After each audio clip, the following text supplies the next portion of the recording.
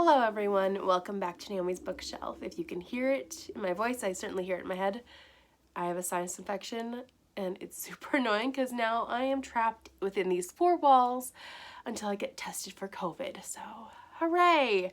I'm positive it's just a cold, but I have to get tested, which sucks. Anyways, as basically my life went to the pits last week, I didn't get much reading done for the second half of September, and we're just gonna cover what I did read. Honestly, I didn't finish that much, but I think I'm gonna talk about 5 books, one of which I finished technically like last night, October 2nd, but we're gonna talk about it anyways. And then, yeah, it's gonna be fun.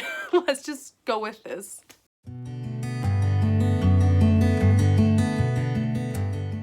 So the first one that I want to talk about is favorite folktales, favorite African folktales, I think was the title. I don't have the copy anymore.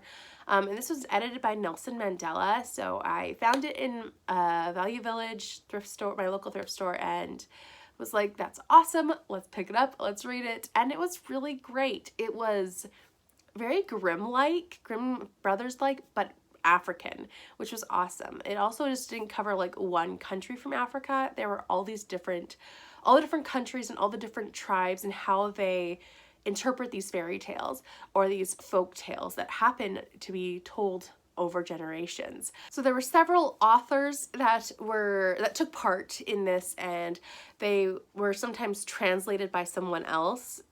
So there was a translator sometimes to these traditional tales, as well as a original author, which was really great. I'm giving it 4 stars. It was really fun, and really gave me an insight into African culture and into the children's stories children are told, just like we're told Cinderella and Sleeping Beauty. These children are told these stories. I'm sorry if I don't make sense very well. My head's a little foggy. We're gonna move on to the next book. So the next one was Middlemarch, which I buddy read with Victoria from A Musical Bookworm. And I made a dedicated review of it, so I will link it if you'd like to check that out.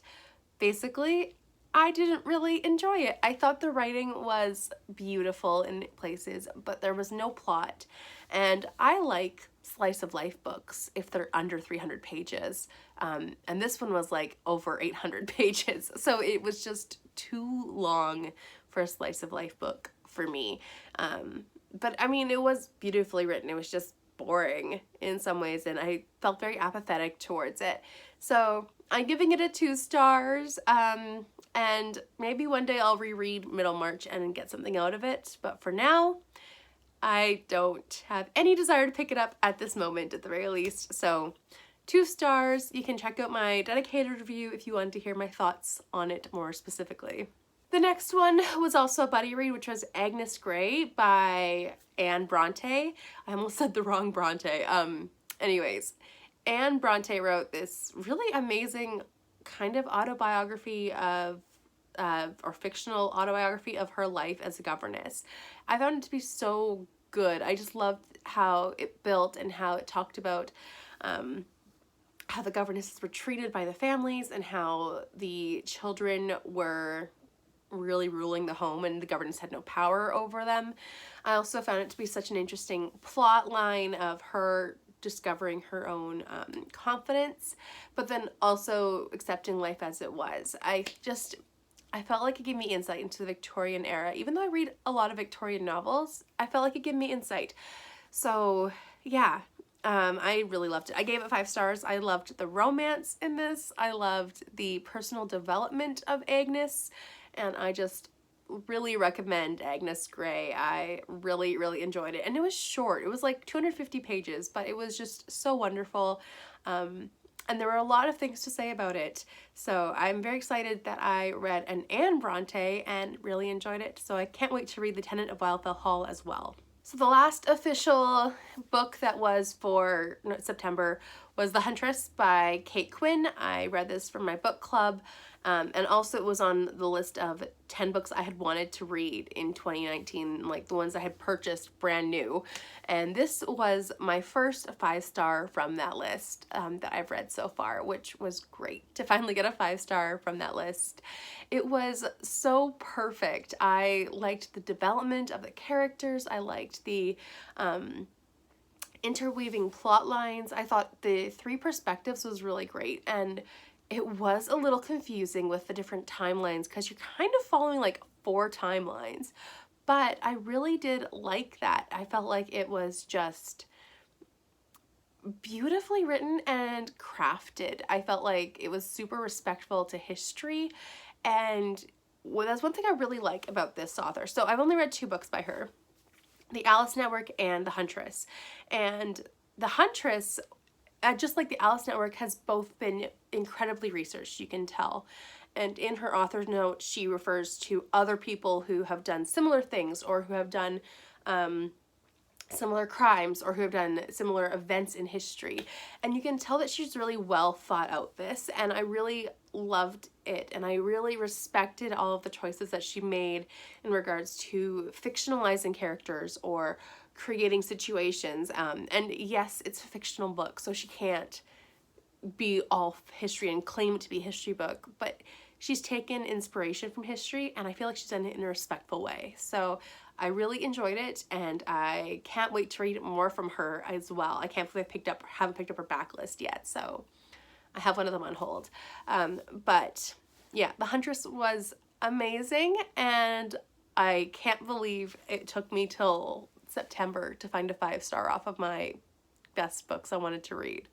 So I'm excited to read it. Maybe I should talk about what it was about. I feel like if you know historical fiction, you know what this book's about, but also I didn't really know what it was about when I picked it up. So this one is about 3 different characters, and there's 3 perspectives. So you first of all have Nina, who is a Russian female pilot, and this is all taking place during World War II, well, certain parts, or just after World War II.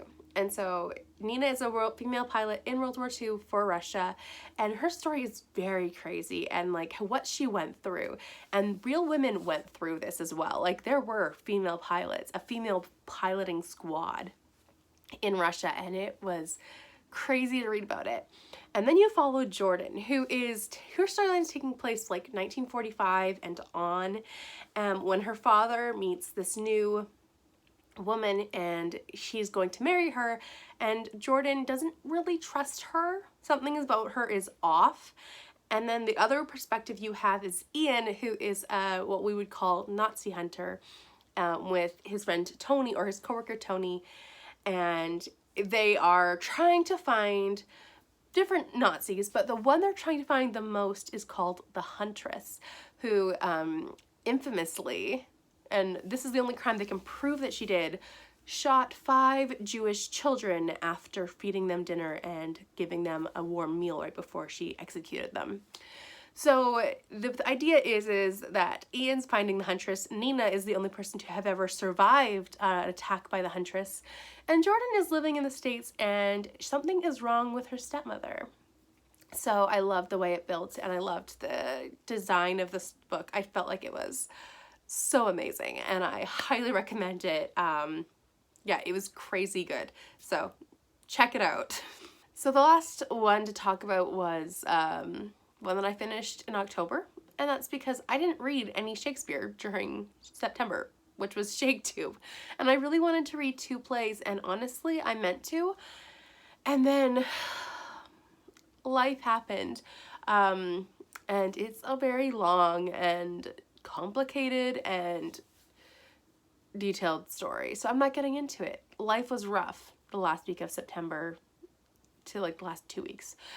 So I finally got around to listening to The Winter's Tale. So I listened to it on audio, and I actually really enjoyed it. I listened to it from LibriVox, and I found it to be, I mean, it's LibriVox. I'm not going to bash it in any way because it's volunteers. It's not obviously a paid paid version, but I did really enjoy it.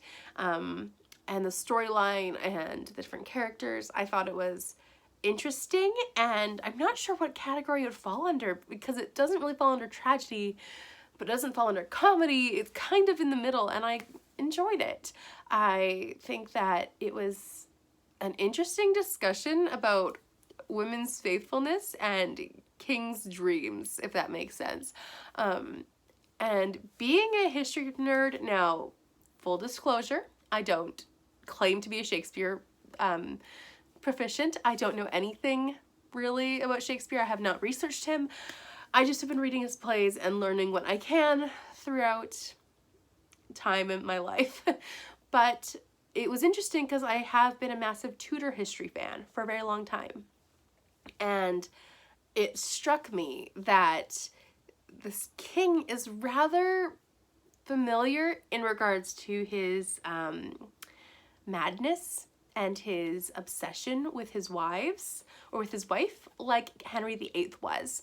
So I found that to be interesting, and maybe I'm just reading into it, or maybe I'm not reading into it at all, but I just found it to be an interesting thing where the king discovers that, or he thinks that Hermione, his wife, is having an affair because of a dream he had, and he is convinced that everyone is lying to him, until the prophecy from the oracle comes through, the message from the oracle comes through, and it's like, actually she's not.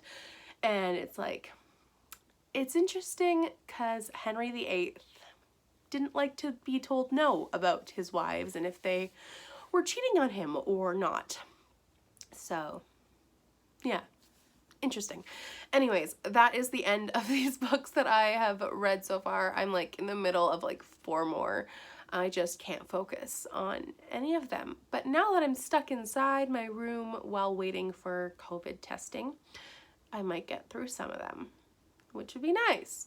And maybe I can get through a couple more Shakespeare plays to keep up and catch up with what I'm supposed to be at, according to my mental timeline of Shakespeare reading.